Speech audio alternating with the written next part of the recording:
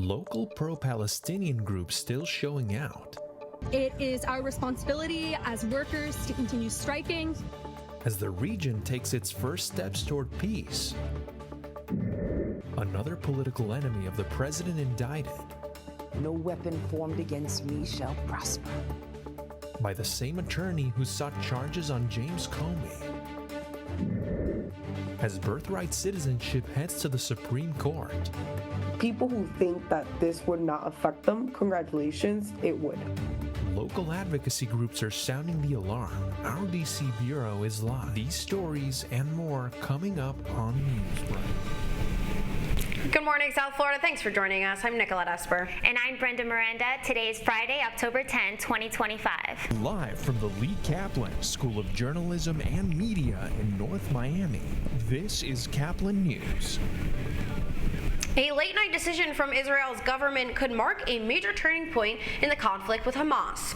Israeli troops are pulling back this morning in Gaza amidst a ceasefire resolution. Palestinians are moving back north as the withdrawal continues.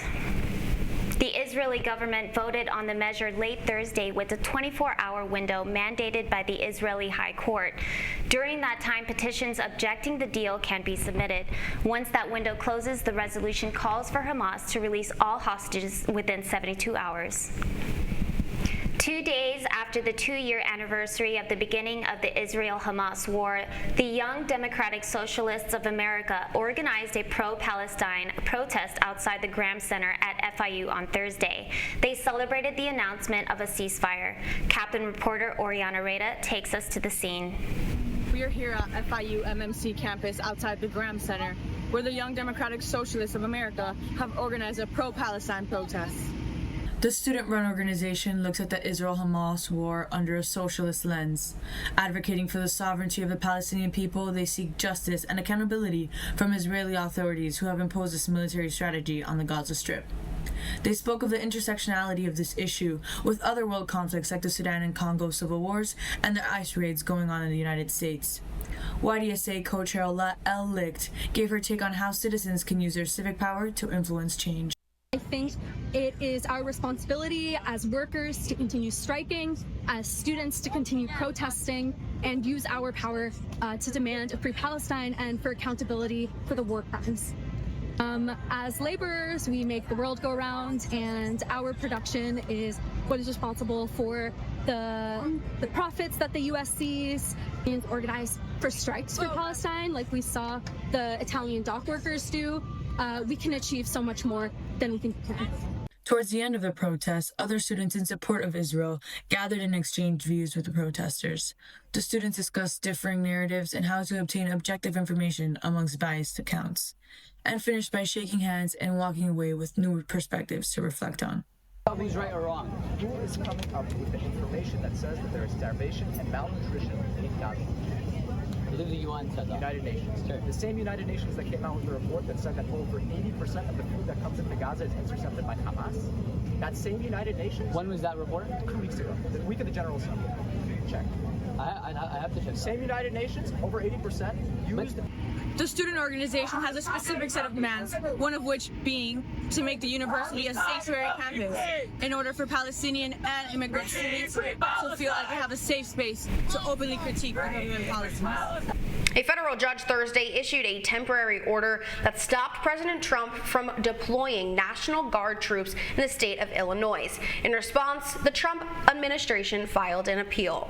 The judge says there's no credible evidence of a rebellion and sending troops could escalate tensions. The administration argues troops are needed to stop violence in Democratic-led cities. A similar case in Oregon is still pending. Meanwhile, protests outside ICE facilities in Portland and Chicago suburbs have become flashpoints in the president's crackdown. New York Attorney General Letitia James is under pressure this morning after being indicted by the Justice Department. The indictment came down yesterday. James has been under investigation since May due to a loan she took out to buy a house in Virginia. She faces charges of bank fraud and false statements to a financial institution.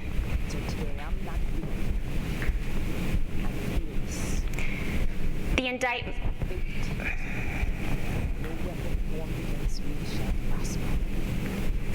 We will fight these baseless charges aggressively.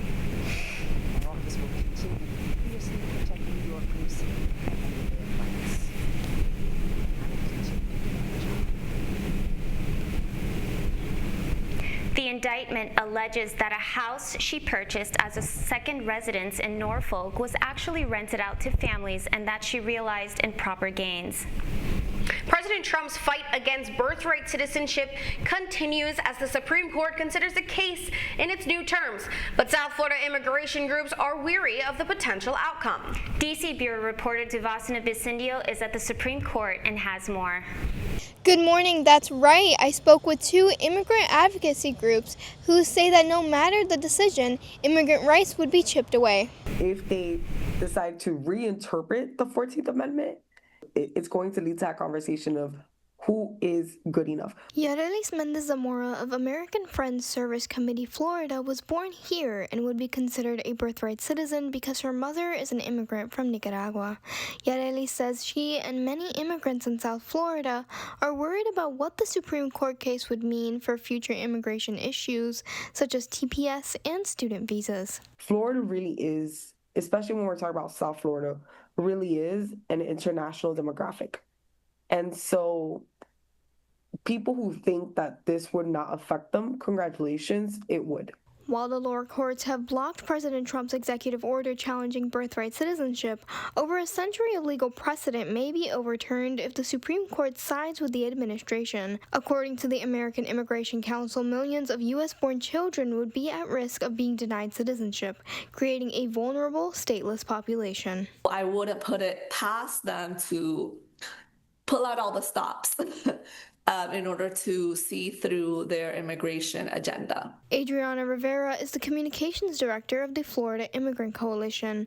She says the organization is educating immigrants on the purpose of the 14th Amendment and what the different branches of government are legally allowed to do. But she also says that with the Trump administration's past record, no one seems to be safe. People shouldn't get comfortable because I think that this is just the first thing that they're gonna do, and then after that they'll come after a lot more people. Now, this isn't the first time that the Supreme Court has ruled on birthright citizenship. They've agreed to hear this new case. However, they haven't scheduled it on their calendar as yet. A decision is expected as late as next summer. Reporting at the Supreme Court, I'm Devasna Bisindio, Caplin News. It's time to get your dancing shoes out of the closet because one of South Florida's most colorful and celebrated events is back, Miami Carnival. The festival honors Caribbean heritage and it's full of dancing, Afro beats, and much more. Caplin's Elena Lava gives us the preview for the energy. Colorful costumes, pulsating music, and Caribbean pride are about to take over Miami. With Miami Carnival just around the corner, organizers are putting the final touches on one of the city's biggest cultural celebrations. Miami Broward One Carnival has been part of South Florida for over 40 years and is the event that people come back to for showcasing Caribbean culture. You have not only Carnival, when people come out to our Miami Carnival, they get to enjoy the Sunshine State. Okay, so that's unique in itself. Again, we, Miami Carnival, introduced the first two-stage event in Miami Carnival. We have the mass stage where all the masqueraders go in and they perform on the stage, and simultaneously you have a music stage where you have all the different music from the Caribbean. South Florida is home to one of the largest Caribbean populations in the United States, with over 864,800 Caribbean immigrants. The highest share among all U.S. counties, representing 20% of the total Caribbean foreign-born population. Miami Carnival has gone beyond being a place for culture to be seen, but a platform for artists to showcase their talent and love for their culture. It's really the foundation or establishment of the community, of the Caribbean community. Right? Once you get to a carnival, it means that there's a togetherness. That means that there are more than just one of us here. Right? It means that, you know, we could probably go and celebrate our culture on the street and show the community amongst us who we are. After a long time planning, John Hinkson, the Miami Carnival organizer, is looking forward to this year's carnival. Make sure to acquire your tickets at the Miami Carnival Festival. This is Elaine Alava for Caplin News. Well, Brenda, if you know me and my Haitian roots, you know I love some good compa dances. But before that, Eric Spoelstra is set to take a big seat in a major sporting event. That's still ahead, and so is this story.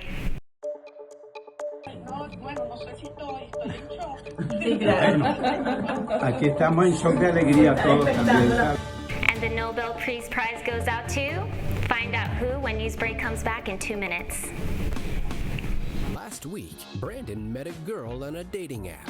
One day after work, he finally found the courage to ask her out. No answer. He started to panic. Was he being too pushy? Maybe it was too... Hey, sorry I didn't respond. I was driving. I would love to go on a date. How does tonight sound? Brandon tried to play it cool, but inside he knew. A girl so smart, so responsible. She must be a keeper.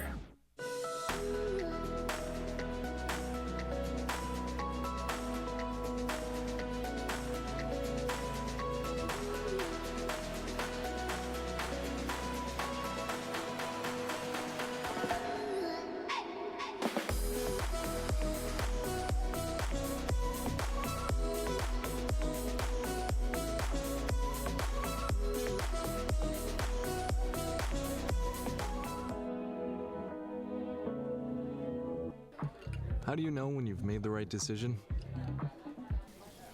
It's the feeling you get in your gut. The one that tells you what's right or wrong. It's the one that says, sure, I can have a drink. Or the feeling that says, okay, I've been drinking. Now what? It's the voice inside you that says, I'm buzzed. Better leave the car when it's time to go. Plan ahead.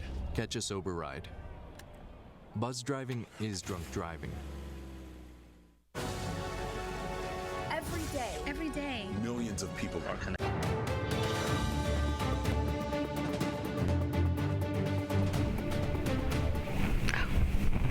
A big announcement from Oslo today recognizing a prominent voice in Venezuela's political landscape.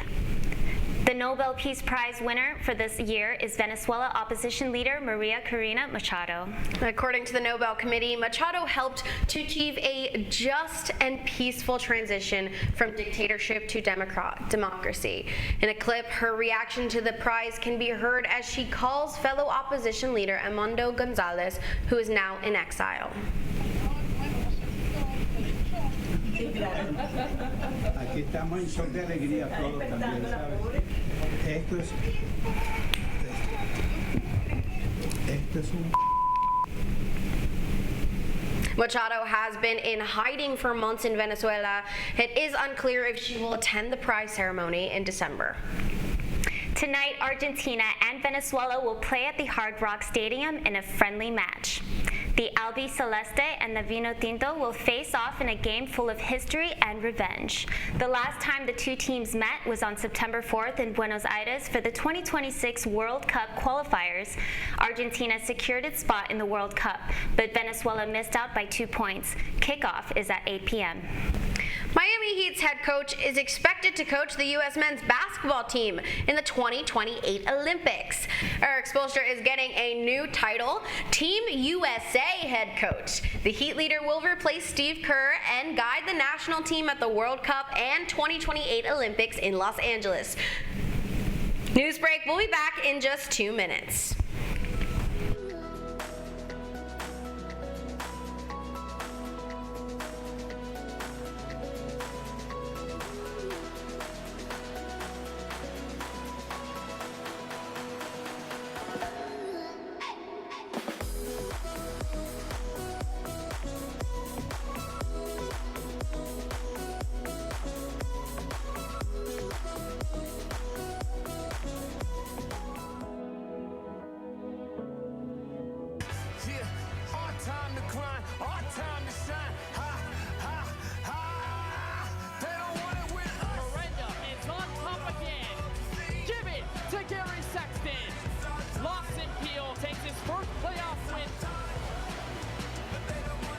Well, that's all the time we have for Newsbreak today. I'm Nicolette Esper. And I'm Brenda Miranda. Get more news anytime at caplinnews.fiu.edu.